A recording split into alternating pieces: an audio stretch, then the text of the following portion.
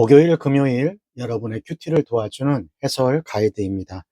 오늘 여러분과 함께 읽고 나눌 말씀은 마태복음 26장 31절에서 46절 말씀이고요. 제목은 겟세마네 동산의 뜨거운 눈물입니다. 오늘 말씀을 요약하면요. 제자들과 최후의 만찬을 나누신 예수님은 겟세마네 동산에 가셔서 죽음을 준비하는 기도를 하십니다. 예수님은 고민하고 슬퍼하시면서 절절하게 기도하셨지만 동행한 세 제자들은 깨어서 기도하지 못했습니다. 31절에서 35절 말씀 보겠습니다. 때에 예수께서 제자들에게 이르시되 오늘 밤에 너희가 다 나를 버리리라. 기록된 바 내가 목자를 치리니 양의 떼가 흩어지리라 하였느니라. 그러나 내가 살아난 후에 너희보다 먼저 갈릴리로 가리라. 베드로가 대답하여 가로되 다 주를 버릴지라도 나는 언제든지 버리지 않겠나이다. 예수께서 가라사대 내가 진실로 내게 이르노니 오늘 밤 다굴기 전에 네가 세 번 나를 부인하리라. 35절 베드로가 가로되 내가 주와 함께 죽을지언정 주를 부인하지 않겠나이다 하고 모든 제자도 이와 같이 말하니라. 31절에서 35절 말씀은요. 마지막 만찬에 대한 이야기인데요. 만찬 중에 한 명이 자신을 배반할 것을 예고합니다. 만찬에서 제자들이 어, 실패할 것이란 것도 예고를 합니다.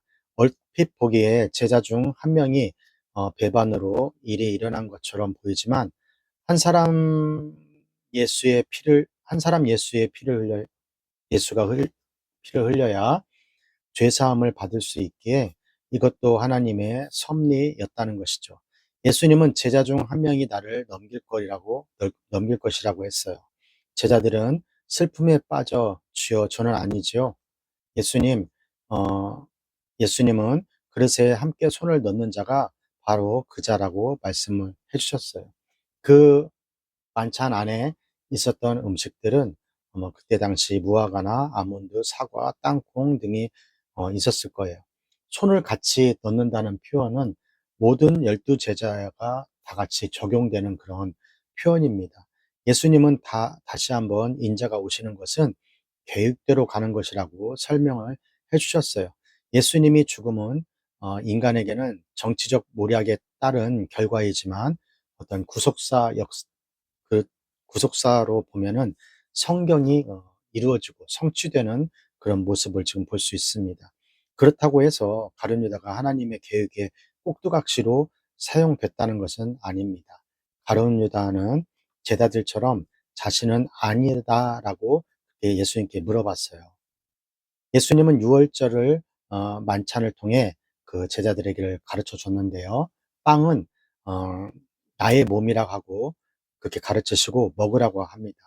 여기서 나오는 받으라, 먹으라의 의미는 참석자들, 그곳에 참석한 자들의 의무를 이야기를 하고 있어요. 그래서 예수님 안에 들어온 사람들은 의무적으로 이 만찬에 참여해야 한다는 그런 의미도 있습니다. 그래서 우리가 가끔 1년에 한두 번씩 우리가 성만찬을 하는데요. 그때 떡을 떼고 포도주를 마시는 것처럼 예수님 안에 들어온 사람들은 그렇게 해야 한다는 겁니다. 그리고 잔을 드시고 모두 이것을 마셔라 라고 했어요.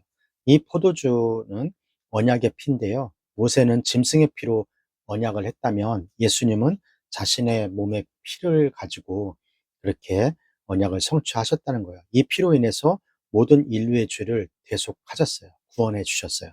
예수님은 자신의 죽음으로 제자들은 흩어지지만 다시 회복하실 것과 베드로가 주를 3번 부인할 것을 그렇게 예언하셨습니다.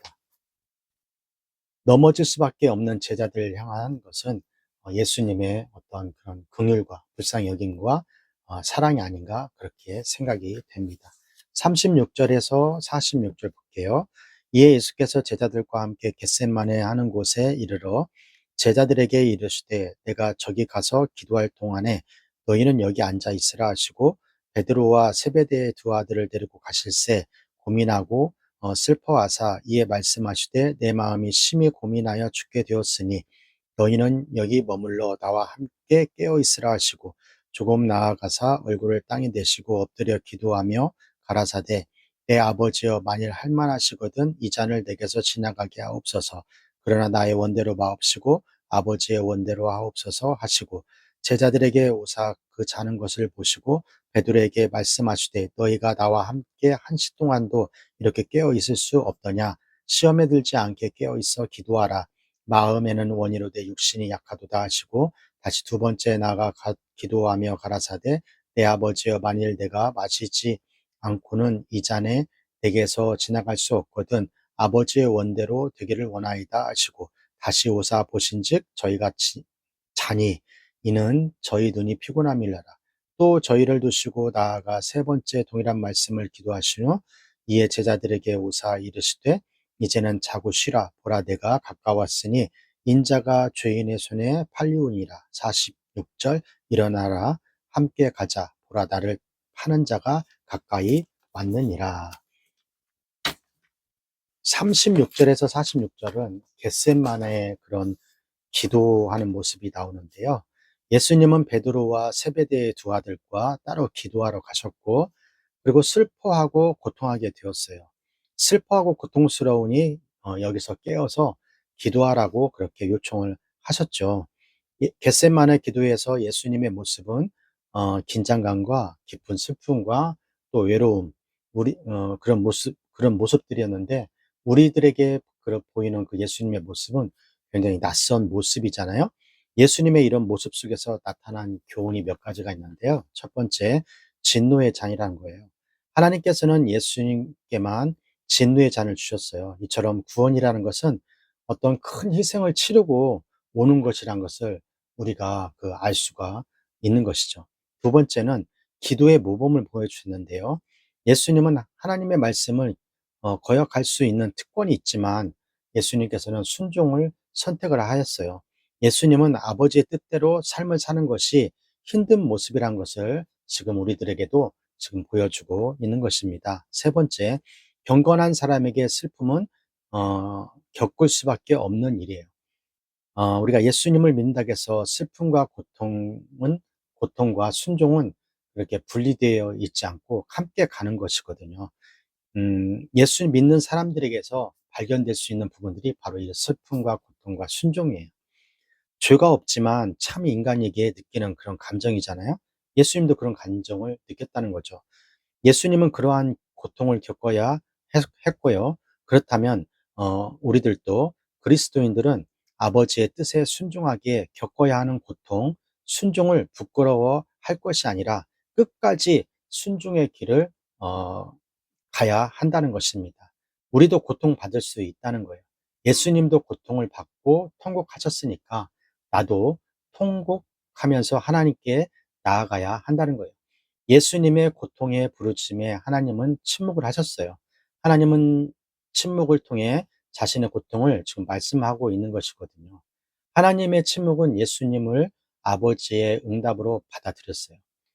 예수님도 고통 속에서 하나님을 아버지로 부르셨기에 우리도 고통과 고뇌 속에서 하나님을 아버지로 불러야 한다는 것입니다. 자, 여기까지가 음, 마태복음 26장 31절에서 46절 말씀이 되겠고요. 오늘 말씀을 통해서 우리는 무엇을 묵상하고 또 무엇을 적용해야 할까요?